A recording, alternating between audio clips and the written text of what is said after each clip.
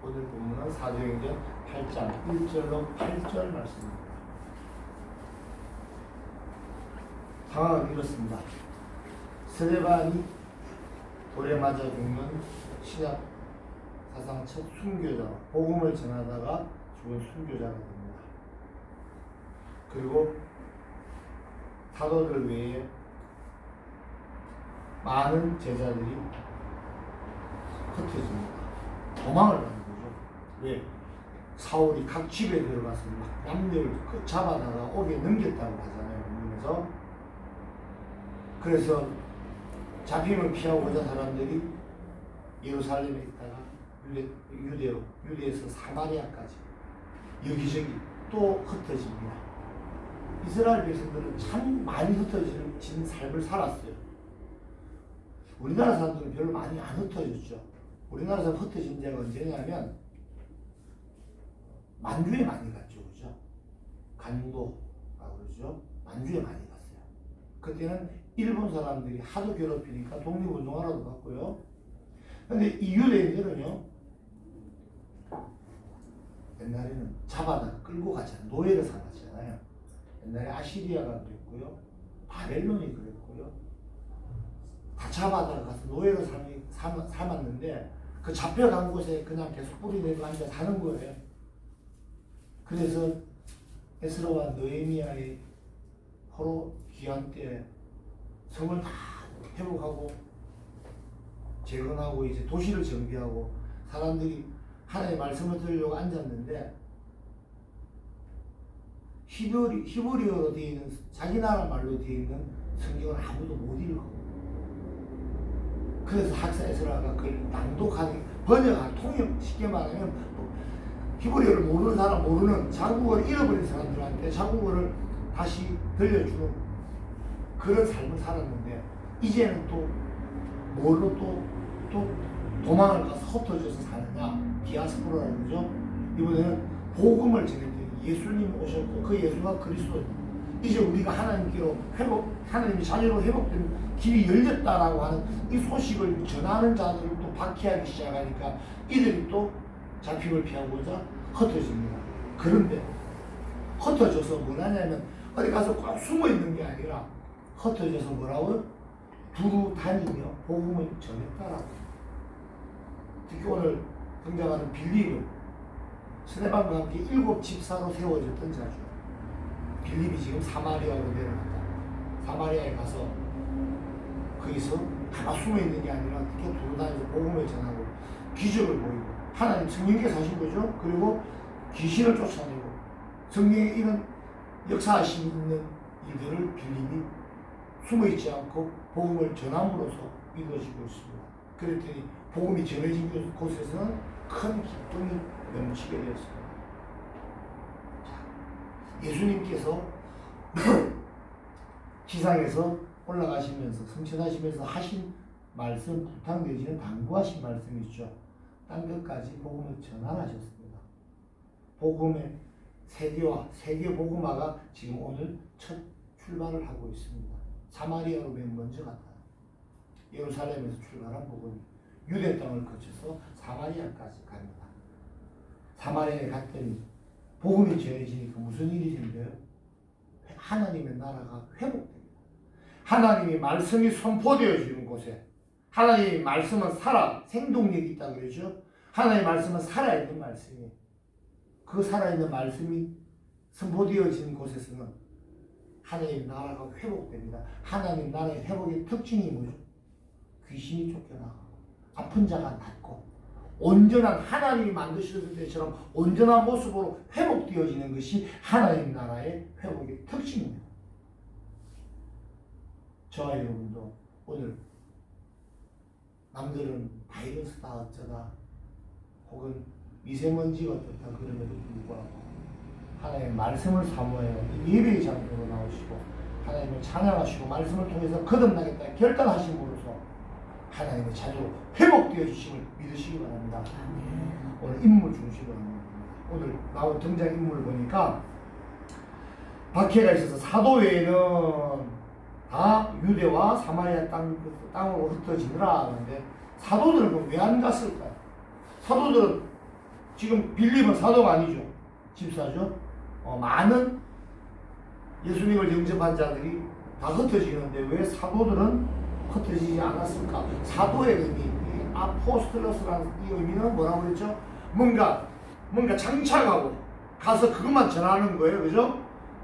명령어를 받은 로봇 같은 거야. 쉽게 말해 사명을 가지고 그 사명을 완수하기 위해서 준비되어진 자, 뽑은 자입니다. 즉 보낸 자의 목적대로 뭔가 행하기 위해서 보내심을 받은 자가 이 사도인데, 사도들이 왜 보내심을 제일 먼저 받아야 될 게 사도인데 불구하고 왜 사도들은 안 갔느냐라는 의문이 생길 수 있죠. 사도에 다 갔으니까. 하나님의 뜻이 다 있습니다. 하나님의 일정 계획은요, 우리가 상상하는 것과 좀 다르죠. 즉 초월했다라는 거, 우리가 상상할 수 없는 방식으로 하나님은 세계복음화를 이루셨습니다. 예를 들면요, 다른 종교에서 타 종교라고 하는 것은 자신들의 종교를 확장하기 위해서 하는 방법이 주로 전쟁이죠. 무슬림이 그렇습니다. 침공 와서 정복하고 그 땅에 우리가 너희보다 우월하다. 왜? 너희를 정복했으니까 그러니 우리의 종교를 믿어라 라고 강요하는 방식이 대표적인 방식이고요. 그 다음 방식이 유불선이 전한 방식입니다. 그건 어떤 방식이냐면 신지식, 신문물, 신문명 같은 걸 전하면서 자신의 종교를 전하는 거죠. 그리고 강요받고 강요가 아닐지라도 사용하지 않으면 살 수 없을 정도의 환경을 만들어서 억지로라도 혹은 자신의 이익을 위해서라도 그 종교를 취하게끔 하는 게 타 종교의 종교 전도 방식이었는데, 기독교는 그 방식이 좀 다릅니다. 어떻게 다르냐? 오늘 본문이 대표적인 이야기예요. 예수는 그리스도라고 하는 이 복음을 전해요. 예수께서 구원의 길을 여셨다는 걸 전하고 나면 그걸 받아들이는 자와 받아들이지 않는 자가 생깁니다. 그리고 받아들인 자들이 그것을 기뻐하고 또 전할 때 거부한 자들이 어떻게 박해라는. 그래서 거기서 받아들인 자도 또 어디로 가? 또 딴 데로 가요. 딴 데로 갔더니 또 똑같은 일이 반복해서 일어나고 있는 게 기독교의 복음화 방식입니다. 좀 독특하죠. 이 독특성 속에서는 뭐가 없냐면요, 폭력이 없고 억압이 없고 강제가 없고. 여기 여러분 강제로 오셨습니까? 아니잖아요. 사랑이 강제로 됩니까? 그죠? 쏟아나는 거예요. 하나님 주시는 거예요. 그래서 강제하지 않고 물리적으로든 정신적으로든 강제하지 않고 도를 전하는, 십자가의 도를 전하는 유일한 종교가 바로 우리 기독교라는 사실을 아시고 우리 종교가 갖고 있는 복음화 방식의 자부심을 가지고 있습니다. 자, 이 사도들을 왜 예루살렘에 당분간 머물게 했는지는 앞으로 계속 성경을 읽어나가다 보면 알게 되는데요. 하나님의 배려와 계획과 하나님의 방식입니다. 물론 사도들을 서시기 위해서 하나님이 정하신 계획을 우리가 알 수는 없지만, 하나님의 계획에 이건 왜 이럴까요? 라고 솔직한 궁금증을 가지고 물어보는 거는요, 나쁘지 않습니다. 의도한 의심을 가지고, 작정한 의심을 가지고 묻는 것이 아니라 성경에 내가 모르는 부분을 알게 해주세요, 깨닫게 해주세요 라고 기도하는 것도 성도들의 특권이 권리예요. 그러면 교회에는요, 그 말씀을 풀어줄 교사와 목사가 준비되어 있고요. 그들은 성령께서 인도하셔서 여러분들에게 성경을 알게, 깨닫게 하십니다. 8장 다음 주에서는 빌립이 이디오피아 여왕의 모든 재물을 맡고 있는 내시를 만나서 내시에게 이사야의 글을 가르치는 장면이 나와요. 내시가 그러면 누가 안 가르치면 내가 어떻게 알겠습니까? 빌립이 물어봤거든요. 그 말 무슨 뜻인지 아니? 그러니까 누가 가르쳐주는 사람이 있어요. 내가 알지도 모르겠어요. 사실 읽고만 있는 거예요. 지금. 그런 이디오피아 그 내시 같은 성도들이 사실은 많이 있어요. 근데 무서운 마음이 내지는 하나님을 지나치게 혹은 사람을 경외하는 마음에 혹은 자신의 무지를 드러내는 것이 부끄러워서인지 모르겠지만 모르면 모른다고 얘기를 하고 그게 왜 이래요 궁금해요 하고 물어봐야 되는데 물어보지 않고 그냥 넘어가면 그 시험 문제 나오면 알아요 몰라요? 모르죠. 모르는 거 알고 가야지. 물론 사도들이 숨었을 수도 있습니다. 더 큰 일을 위해서 이보 전진을 위해서 못했을 수도 있지만 사도들을 예루살렘에 두신 이유는 예루살렘이 앞으로 초대교회의 가장 중심이 됩니다. 초대교회란 예루살렘 교회와 나중에 바나바와 바울이 안디옥 교회 이 두 개를 맨 먼저 초대교회라고 하거든요. 그래서 어디든지 신앙의 중심에 있어야 될 거 아닙니까? 그리고 뭘 모르는 자가 있고 교리적이라든지 기타 궁금한 게 있으면 알려주는 사람 누군가 있어야 될 거 아니에요. 그래서 헤드쿼터를 그냥 예루살렘에 뒀다. 그러기 위해서는 그 순회가 되는 그래 있는 사람들을 하나님께서 여기에다가 두셨다라고 이해하시면 될 것 같습니다. 자, 그리고 이 예루살렘의 상황은요, 모두가 다 반대판 아니죠, 지금. 이미 수천 명이, 많게는 수만 명이 예수 그리스도를 영접했어요.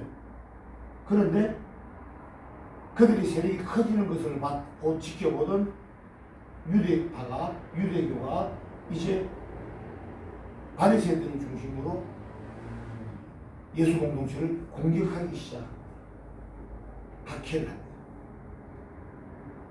우리가 믿고 있던 것과 다른 방식으로 하나님을 설명을 하고 특히 우리는 하나님 이름도 못 불러서 아도나이라고 부르는데 누군가 나타나서 하나님이 내가 하나님이라고 그러고 내가 하나님의 아들이라고 그러고 또 그 하나님의 아들인 증거들이 구약을 통해서 드러나고 스데반 집사뿐만 아니라 많은 주님의 제자들이 구약 성경이 가리키고 있는 그 어린 양, 그 메시아가 예수 그리스도라는 사실을 직시하자 모두들 자신들이 갖고 있던 종교적인 지식이 무너짐을 알고 그걸 보호하기 위해서 예수 공동체를 지금 박해합니다. 박해의 선봉의 선자가 누굽니까? 사울이죠. 이 사울이 이방인의 사도로 임명되어서 예수님으로부터 직접 임명을 받죠. 그리고 그야말로 땅끝까지 복음을 전하고 기독교 교리를 거의 완성하다시피 하는 중요한 기독교 초기의 중요한 신학자 겸 제자 겸 성도가 됩니다. 그런데 이때 그렇게까지 변하기 전까지 사도 바울은 얼마나 무서운 일을 벌이고 잘못된 신님이 가져다 준 그 결과가 얼마나 무서운 거라는 걸 보여줍니다. 돌로 죽인 스데반의 옷을 벗겨서 사울 앞에 두고 이 사울은 당연히 죽어야 되라고 하고 그 이후로는 각 집에까지 찾아다니면서 남녀를 잡아다가 옥에 넘기는 일까지 하고 있습니다. 종교인이 아니죠 이때는요. 그 공권력을 가지고 있는 자체로 행합니다. 왜요? 자신이 갖고 있는 신념, 자신이 옳다고 이 사람은 생각하는 거예요. 여러분도 신념을 가질 때는 뭘 할 때 시간 가는 줄 모르고 또 몸 피곤한 줄 모르고 뭘 하죠. 내 신념으로부터 시작된 나의 어떤 행위들이나 나의 업무는 별로 힘들지 않다라는. 그래서 영업하시는 조직에는 항상 그 신념, 영어로 하면 쉿을 자꾸 심어주는 이유가 그런 거거든요. 일을 좀 쉽게 하라는 거죠. 힘이 별로 안 듭니다. 그런데요, 이 신념은 어떻게 생기냐? 보고 들은 것에서 생기는 거죠.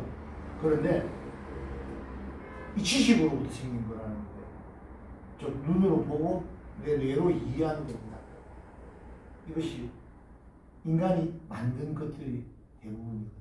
그러다 보니까 인간이 만들어 놓은 지식에서 출발한 이 신념은 바로잡기에는 하나님의 개입이 필요하고 하나님의 개입 없이는 인간들은 자기가 옳다라고 끊임없이 자신의 신념을 바탕으로 살아갑니다. 요즘 신천지 문제 시끄럽지 않아요? 저희 교회 앞에 중요하다고 대순실례라고 있습니다. 참 희한한 일이죠. 세상에서 배울 만치 배웠다는 사람들이 중학생도 알만한 그런 논리를 무시하고 알만큼 배웠다는 사람들이 무슨 짓을 하냐면 말도 안 되는 그런 사이비 집단에 가입합니다. 그리고 자신의 인생과 시간뿐만 아니라 자신의 주변 사람들 또 가족들까지 고통받게 합니다. 왜 그럴까? 왜 그들이 정신을 차릴 때쯤 되면 모든 상황이 끝나고 비참해지는 상황에서나 그 정신을 차릴까? 사입이나 이단 연구소와 연구하는 사람들이 많이 연구를 해봤더니 뭐에 씌어서 그렇다는 표현도 맞습니다만 자기 자신이 갖고 있는 자기 자신에 대한 프라이드, 자존감 내지는 자신감이 너무 과다해서 일어나는 일이 많다고 합니다. 사도행전 8장 8절로 9절, 17절, 18절에서 보면 사울에 대한 얘기가 나옵니다. 사울이 땅에서 일어나 예수님을 만났을 때입니다. 눈을 떠서는 아무것도 보지 못하고 사람의 손에 끌려 다메섹으로 들어가서 사흘 동안 보지 못하고 먹지도 마시지도 아니하니라. 18절입니다. 아나니아가 떠나 그 집에 들어가서 그에게 안수하여 이르되 형제 사울아 주 곧 내가 오는 길에 나타나셨더니 예수께서 나를 보내어 너로 다시 보게 하시고 성령으로 충만하게 하신다 하니 즉시 사울의 눈에서 비늘 같은 것이 벗어져 다시 보게 된지라. 아멘. 사울의 눈에 지금 뭐가 있었다는 거예요? 비늘 같은 게 있어서 못 보게 되었다고 합니다. 하나님께 대적하고 인간에게 죄를 심어준 사탄 마귀의 조종을 받은 인간이 그 인간들끼리 주입시키는 것이죠. 주입시킨 것, 그 비늘을 벗겨내시고 이제는 그야말로 진실, 진리를 볼 수 있도록 그래서 비늘 같은 것을 벗기 힘으로 이 사울이 이방인의 사도로 임명되기까지 이릅니다. 무슨 말입니까? 우리가 내가 알고 있는 것이 옳다라고 생각하고 내가 계획한 건 내 뜻대로 모든 것이 돌아가야 된다라고 생각하는 자기 중심적 사고를 갖고 있는 사람들은 하나님의 계획을 무시하기 있습니다. 하나님의 일정을 따르기보다는 자기 생각대로 이루어져야 이것이 가능하다, 실현 가능하다고 얘기하는데 교만이죠. 대단한 교만입니다.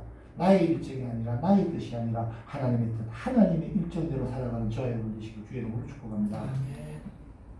스데반을 죽었는데 이 스데반이 뭐라냐면 경건한 사람들이 스데반을 장사하고 위하여 크게 울었다고 합니다. 이 예루살렘에는 아직도 경건한 자들이 있다는 거예요. 다 예수 공동체를 미워하는 것이 아니라 아직도 경건한 자들이 있습니다. 그리고 이들은 일부는 남아있을 것이고 대부분 사람들은 이제 예루살렘을 떠납니다. 예수님의 제자들과 복음을 영접한 사람들이 박해의 대상이 됐잖아요. 이 사람들이 각지로 흩어지는데 흩어지는 이유는 그야말로 박해를 피해서 살기 위해서 도망간 겁니다. 그런데 도착한 곳에서 이들은 숨어 지내지 않고 두고 다니면서 복음을 전합니다. 박해가 있고 박해를 피해서 도망가는데 아이러니하게도 이것이 복음화되는 선교가 되었다는 참 아이러니하죠. 이게 하나님의 선교입니다. 이 얘기를 하면 우리가 눈치를 채야 돼요. 혹 요즘 내가 계획한 일이 계획대로 잘 안 됩니까? 혹은 갑자기 생긴 불편한 일 때문에 힘든 일 때문에 내 삶의 루틴한 일정이 변화를 맞았습니까? 저 힘든 일 있으십니까? 그 눈치채셔야죠. 이게 뭐라고요? 은혜를 주시려고 하는 하나님의 계획임을 알아차리시기 바랍니다. 그래서 우리 그런 말 하죠. 고난이라고 쓰고 뭐라고 읽어요? 은혜라고 읽자라고 계속 얘기합니다. 그죠? 뭔가 내 뜻과 다른 일이 주어졌어요? 그럼 이건 감사한 일이야. 왜? 내 뜻이 하나님의 뜻과 일치하지 않았다는 것을 하나님이 알려주시는 거예요. 그럼 빨리 우리 뭘 해야 돼? 하나님의 뜻대로 내 계획을 바꾸셔야 돼요. 하나님의 뜻에 순종해서 내 계획을 바꾸셔야 돼요. 내 계획을 끝까지 가면서 내 계획도 하나님이 맞추세요 라고 하면 누가 하나님이야? 네가 하나님이라니까. 그건 하나님 되지 마시고 하나님의 사랑의 대상, 하나님의 계획, 구원의 대상이 되시기 주의 이름으로 축복합니다. 오늘 이 빌립이 그렇습니다. 오늘 본문의 주인공입니다. 최초로 받게 받았던 자가 예루살렘을 벗어나 선교사가 되는 최초의 케이스입니다. 물론 이 모든 것은 빌립의 계획이 아니라 나중에 정리하겠지만 빌립은 항상 성령 충만함을 받아 성령의 인도하신 대로 움직였다는 사실을 알게 됩니다. 사도행전은 그래서 뭐라고 한다고요? 성령 행전이라고 또 합니다. 하나님의 말씀을 성령의 인도하신 대로 성령 충만함을 받아 하나님의 말씀을 선포한 이 빌립의 영향으로 어떤 이 변화가 생기냐면 이 사마리아라는 동네가요 하나님의 나라로 회복되어지는 그런 증거들이 드러납니다. 그것이 바로 아픈 자들이 낫고 중풍병자가 낫고 귀신이 떠나가는 즉 예수님 당시에 예수님께서 하셨던 일이죠. 이거 하나님 나라의 회복의 특징이 사람이 회복되는 거거든요. 그게 빌립을 통해서 일어나고 있습니다. 어디서? 사마리아에서. 사마리아 다 아시죠?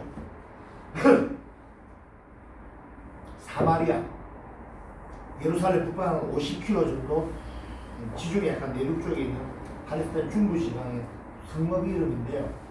이 사마리아는 북이스라엘의 수도였습니다. 북이스라엘하고 남유다는 도대체 뭐예요? 이런 질문 할 수 있습니다. 솔로몬 왕 이후에 이스라엘은 분리가 됩니다. 다윗과 솔로몬의 그 직계 후에도 손으로 내려가는 유다 왕국이라는 데가 있고요. 북쪽에 북이스라엘이라는 나라가 별도로 세워집니다. 북이스라엘은요 다윗 때도 혈통적으로 내려가는 것이 아니라 장군이 왕되고 막 그러는 데예요. 그런데 북이스라엘은 기원전 722년에 아수르 공격에 의해서 멸망당합니다. 파괴됩니다. 남유다는 바벨론에 의해서 기원전 580년에 멸망하고 한 200년 상관이 있죠. 그런데요 북이스라엘은 이스라엘의 12지파 중에 10개 지파가 북이스라엘로 뭉쳐지고 2개 지파만 남유다로 뭉쳐집니다. 유다니까 남유다니까 하나는 분명히 2개 중에 하나는 유다겠죠. 하나는 어딜까요? 베냐민 지파예요. 초대왕 사울 기억나죠? 사울왕이 베냐민 지파인데 옛날에 구약시대에 사사시대에 베냐민 지파가 나머지 11개 지파의 공격을 받아 거의 멸종당할 수까지 한번 갔었거든. 그걸 위로하시기 위해서 하나님께서 베냐민 지파를 회복시킵니다. 어쨌든 남유다와 베냐민 지파 사람 수도 너무 적어. 그러다 보니까 대표적인 유다만 해가지고 그냥 남유다라 그러고 북이스라엘이라고 그래. 나머지 이스라엘 전부 다 북이스라엘 나머지 10개 지파는 남북으로 이렇게 갈라져 있습니다. 이 북이스라엘은요 남유다 애들이 볼 때는 뭐라고 하냐면 잡종으로 보는 거야. 왜? 아시리아한테 멸망당하면서부터 이 이스라엘 백성들은 대부분 다 잡혀가고 노예로 가고 그리고 점령군의 국민들이 그 땅으로 들어와. 즉 이방인들이 대거 사마리아로 들어오게 됩니다. 사마리아는 그 북이스라엘 수도였어요. 나중에 알렉산더가 정복한 이후에도 마케도니아인들까지 북이스라엘 특히 사마리아 중심으로 많이 이주를 합니다. 그러다 보니까 그야말로 자폰장이 된 거야 거기가. 그러면 서로 그래도 같은 민족이었으니까 그 사마리아에도 순수 혈통을 유지한 사람이 있을 법도 한데 어디서 결정적으로 이 북이스라엘 사마리아 사람들과 유대 사람들이 심하게 결별하고 회복이 안 되냐면 느헤미야 지난번에 했죠. 바벨론에서 포로 귀환되어 온 사람들이 예루살렘 성을 재건할 때 그때 이 북이스라엘 사람들이 성 재건하는 걸 막 방해를 하고 그랬어요. 그 이후로 아예 이 예루살렘 중심의 남유다 사람들은 사마리아 사람들을 거의 이방인 취급하고 있어요. 이런 역사적인 경험 때문에 사마리아의 신앙과 혈통의 순수성은 뭐 거의 우참이 짓밟혔죠. 그리고 유대인들은 사마리아인을 거의 이방인하고 동일하게 취급했습니다. 그러다 보니까 유대 사람들은 북방으로 여행할 때요 사마리아를 지나지 않으려고 요단강 쪽으로 요단 동평 쪽으로 베레아 쪽으로 심지어 돌아갔대. 이리 가면 가까이 가는데 그 가기 싫다는 거예요. 그런데 그러고 있을 때 예수님께서 친히 사마리아를 찾아서 복음을 전했죠. 그리고 선한 사마리아인의 비유를 통해서 당시 종교인들의 위선을 꾸짖기도 하셨습니다. 그곳이 바로 사마리아예요. 그 사마리아가 즉 하나님의 백성들이 살던 그곳이 이방인에게 짓밟히고 즉 하나님이 택하셨던 선민에 대한 특성이 거룩성이 전혀 남아있지도 않은 곳으로 변질됐습니다. 그 사마리아가 사실 저와 여러분의 인생이었어요. 하나님이 만세전부터 택정하셨는데 우리가 살아왔던 과정을 보면 과연 하나님의 백성답게 그렇게 살아왔던가? 세상과 타협하고 나의 필요에 의해서 내 정체성마저도 바꾸기도 하고 숨기기도 하고 무엇보다 정체성을 알지도 못하고 살아왔을 때 이제 저와 여러분 삶이었죠. 우리가 사마리아를 거쳐온 거예요. 그런데 그 사마리아에 예수님이 관심을 가지신 것처럼 저와 여러분 인생에 예수님께서 관심을 가지고 찾아오시고 오늘 빌립을 통해서 복음이 전해질 때 사마리아 그 성에 큰 기쁨이 있었다고 성경이 전하는 것처럼 저와 여러분 인생에도 이제는 큰 기쁨이 있게 된 것이다. 우리 주 예수 그리스도의 은혜라는 사실을 믿으시기 바랍니다. 네. 이 사마리아가 회복된 자들이 나타납니다. 하나님을 떠났던 인간의 세상이었죠. 하나님의 속성이었고 죄악으로 사망을 향해 달려가는 곳이 사마리아입니다. 마귀와 그 졸개들이 인간을 노예로 삼아 살고 있던 곳이죠.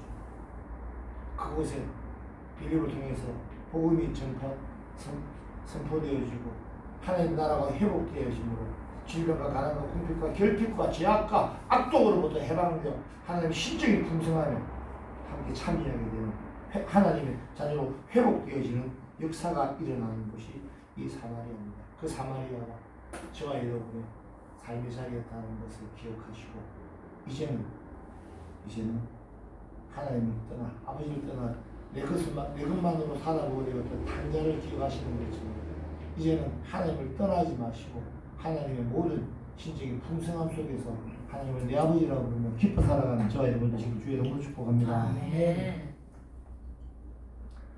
말씀을 결론 냈습니다. 우리 그런 말 하죠. 변방 늙은이의 말 아시죠? 세옹지마 그리고 전화일복 뭐 이런 말 많이 듣습니다. 어떤 일이 내 계획대로 잘 이루어지지 않는다고 해서 다른 것, 환경, 특히 하나님을 원망해서는 안 됩니다. 그것보다는 내 계획과 내 뜻이 하나님의 뜻과 계획에 합치하는가 먼저 확인하셔야 되고요. 그리고 나서 내 계획 자리에 놓으시고요. 하나님의 계획을 이루어가는 일정에 저와 여러분이 순종하시기 바랍니다. 우리 생각, 나의 생각과 다르다고 해서 또 혹은 그러려면 힘들어요. 하는 시키들 하니까 알겠는데 그건 힘들어서 고통이 따라요. 나 그거 안 할래요. 라고 순종하지 않는 마음 버리시고요. 이제는 나한테 이거라도 시켜주시니 감사합니다라고 항상 감사하는 저와 여러분 되시기 바랍니다. 저와 여러분은요 한치 앞도 모르죠. 우리는 4차원을 살면서 3차원밖에 경험하지 못합니다. 그래서 차원이 다르다는 말 하잖아요. 그죠? 이제는 살면서 뭐든지요 우리 인간의 지적인 한계를 인정하시고요. 오직 하나님의 절대적인 주권과 그 계획을 인정하고 믿으시고 그 계획에 따라서 순종하며 사시고 주의 이름으로 축복합니다. 난처한 상황이 생기고 또 잘못할 수도 있고 실수할 수도 있습니다. 내게 생기는 그런 고난을 핑계로 그런 걸 이유로 하나님한테 하나님 좀 이따 하나님 계획 알겠는데요. 그렇게 불순종해서는 이제 안 된다는 거예요. 하나님의 절대적인 주권을 인정한다면요. 그 핑계나 이유되는 거 이제 그만해야 됩니다. 나를 향하신 하나님의 뜻과 계획에 순종하시기 바랍니다. 복음 전하시는 여러분 되시기 바랍니다. 저와 여러분에게 하나님 뜻하신 바가 아주 특별하고 나한테만 특별한 거 원하는 게 아니고요. 하나님의 자녀라는 공동적으로 우리가 수행해야 될 하나님의 뜻과 계획이 있으면 바로 그게 복음을 전하는 거예요. 전도하는 거예요. 때를 얻든지 못 얻든지 하나님의 말씀을 전하는 거예요. 예수는 그리스도라는 사실을 이 땅에 선포하는 순간 하나님의 나라가 회복되어지고 저와 여러분을 통해서 복음을 영접한 자들이 새로운 인생을 살 수 있는 길을 열게 하는 것, 그것이 바로 저와 여러분의 전도라는 사실을 믿으시기 바랍니다. 아멘. 모든 것을 현님께서 선을 이루시는 하나님을 온전히 신뢰하시고 하나님께서 저와 여러분을 향한 그 계획을 다 순종으로 이루시기 바랍니다. 무슨 지금 혹시 힘든 일이 있으시고 곤란하고 내 계획들한테 속상한 일이 있으십니까? 그건 내게 지금 은혜를 주시려고 하는 하나님의 계획이라는 사실을 믿으시고 고난이라고 쓰고 은혜라고 읽으시기 바랍니다. 저와 여러분을 향한 하나님의 뜻과 계획이 저와 여러분의 순종을 통해서 온전히 다 이루어지길 주의 이름으로 축복합니다. 아멘. 기도하시겠습니다.